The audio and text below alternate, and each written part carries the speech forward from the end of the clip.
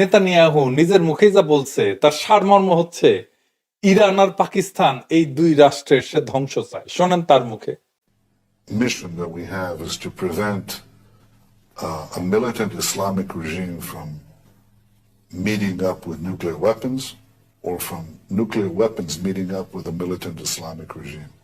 The first is called Iran, the second is called Pakistan, because if these radical regimes have nuclear weapons, they will not obey the rules that have been obeyed in the last almost 7 decades. কারণ কি?